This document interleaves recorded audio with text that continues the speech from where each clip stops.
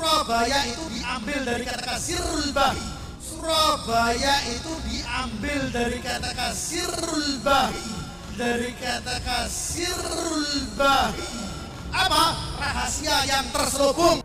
Merubah-ubah nasab, masuk-masukin nasabnya supaya menjadi nasab paling mulia, merubah sejarah sebuah bangsa agar dia yang mendapat keuntungan dari perubahan sejarah itu. Bahwa Al-Imam Faqihul Muqaddam adalah orang-orang yang besar, beliau adalah orang-orang yang hebat. Bahkan diceritakan beliau pernah mi'raj, saudara-saudara, bertemu dengan Allah dalam satu hari 70 kali, saudara-saudara. Bertemu dengan Allah dalam satu hari 70 kali, saudara-saudara. Wali bisa terbang ketemu Rasulullah, kalau lagi marhaban melihat Rasulullah, bohong semua, tidak bisa diverifikasi oleh apapun.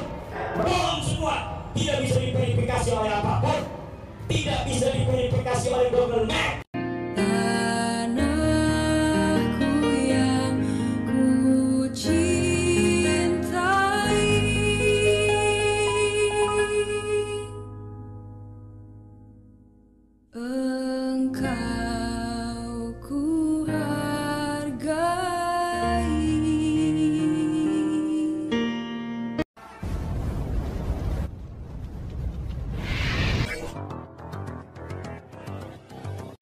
Orang Yahudi itu punya sifat tersendiri di dalam mengagungkan nasabnya, menganggap nasab orang lain dari jenis manusia selain Yahudi adalah sama seperti binatang. Inna nabi'ahu wa ghairuna kaqati'in minal ghanam. Itu orang Yahudi. Kami adalah bagaikan serigala-serigala yang gagah perkasa. Dan selain orang Yahudi, kaqati'in minal ghanam, dia hanya seiris dari daging-daging kambing. Bukan kambing-kambing aja, cuma seiris dari daging kambing. Itu orang Yahudi. Orang Yahudi mempunyai sebutan khusus bagi selain Yahudi. Orang-orang yang tafahur bil ansab akan senantiasa mempunyai panggilan khusus untuk dirinya dan panggilan khusus untuk orang lain. Itu ciri-ciri orang yang angkuh di atas muka bumi ini. Orang-orang Yahudi memanggil orang selain Yahudi dengan sebutan ummi. Apa sebutannya? Nabi Muhammad itu Nabiul Ummi, Nabi yang bukan Yahudi. Itu mimbabi tajarus. Mimbabi tajarus Allah mengatakan Nabiul Ummi karena orang Yahudi menyebut Nabi Muhammad sebagai Ummi, artinya bukan Yahudi. Orang-orang yang mengikuti orang-orang Yahudi di zaman ini karena menganggap nasab mereka lebih mulia dari orang lain akan senantiasa mempunyai sebutan untuk orang yang selain darah dan keturunannya. Itu ciri-ciri akhlak Yahudi. Yang kedua, orang Yahudi tidak akan menikahkan anak perempuannya dengan selain daripada Yahudi. Kalau laki-laki Yahudi ketemu dengan perempuan bukan Yahudi, maka tidak diharamkan untuk menggaulinya, karena perempuan selain Yahudi tidak boleh diakad pernikahan. Kenapa? Karena dianggap begitu rendah. Dan anak perempuannya tidak boleh dinikahkan dengan selain orang Yahudi. Ini akhlak-akhlak Yahudi. Orang Yahudi juga min akhlaqihim la'natullah alaihim yuharrifuna al-kalima am mawadhihi, merubah-rubah sejarah, merubah-rubah nasab, masuk-masukin nasabnya supaya menjadi nasab paling mulia, merubah sejarah sebuah bangsa agar dia yang mendapat keuntungan dari perubahan sejarah itu. Bikin-bikin makam palsu agar apa? Agar moyangnya diagung-agungkan orang, dibikin cerita-cerita kehebatan moyangnya yang dulu waktu hidupnya tidak punya prestasi apa-apa. Agar apa? Agar orang-orang yang ada di suatu bangsa di mana dia berada tertipu oleh sejarahnya dan mengagungkan keturunan-keturunan makam palsu yang dibesar-besarkan itu. Dan ini tidak boleh terjadi di tanggal ini. Daripada kita tidak jelas, ya apa cari makamnya, jarahin itu asli tertulis dalam sejarah perjuangannya.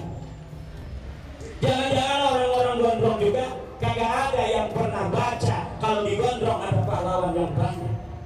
Bacanya yang dari YouTube aja. Wali bisa terbang ketemu Rasulullah, kalau lagi marhaban melihat Rasulullah. Bohong semua, tidak bisa diverifikasi oleh apapun, tidak bisa diverifikasi oleh Google Map. Betul ya? Nah, dari sini dia bermain di ruang-ruang yang tidak bisa diverifikasi, sudah. Ruang-ruang yang tidak bisa diverifikasi, di situ dia bermain untuk menipu umat. Di hal-hal yang verifikatif, ilmu pengetahuan itu bisa diverifikasi. Orang aku pintar ilmu nahu, suruh baca kitab aja. Bener nggak dia pintar ilmu nahu? Nggak bakal itu berani. Kalau orang mengaku ilmu fikih, suruh ngitung faraid aja, itu verifikatif. Tapi kalau ketemu Rasulullah dalam mimpi, siapa yang bisa masuk mimpi dia? Kalau dia berbohong, siapa yang tahu kalau dia sedang berbohong? Jalan-jalan ke Aras, jalan-jalan ke Mi'raj, bertemu dengan nabi-nabi seperti Nabi Muhammad ketika Isra, saudara-saudara. Kita harus hati-hati sekarang.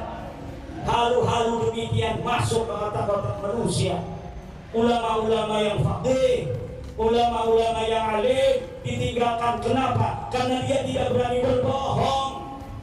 Dan kalau dia benar-benar pemimpin Rasul, dia sembunyikan bahkan dari istrinya sendiri dan dari otaknya. Hanya hati yang merasakan, otaknya saya tidak mau untuk dikasih tahu bahwa dia telah bermimpi bersama Rasulullah. Itu ulama-ulama kita. Mesti dikit bermimpi bersama Rasulullah. Ada teman saya bermimpi bertemu Rasul bersalam kepadaku, jangan rokok. Karena aku dia suka orang rokok.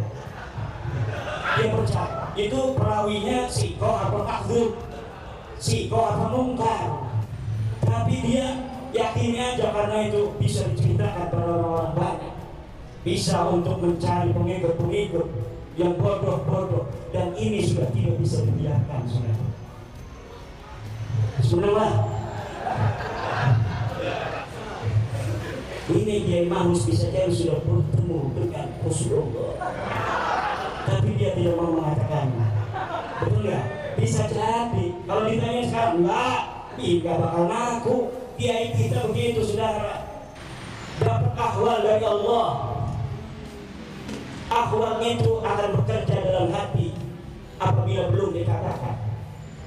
Apabila ma yalidu ilal qalbi diceritakan, itu asalnya hilang, saudara. Karena dia alim, maka ma yalidu fi qulubihim yakhuna 'anil nas bal an anfusihim, saudara. Dia sembunyikan dari manusia, bahkan kalau bisa dirinya sendiri tidak pernah mengingatnya lagi. Kalau dia mendapatkan ahwal min ilmin wa ma'rifatin wa yaqinin wa sidqin wa ghairin, disembunyikan.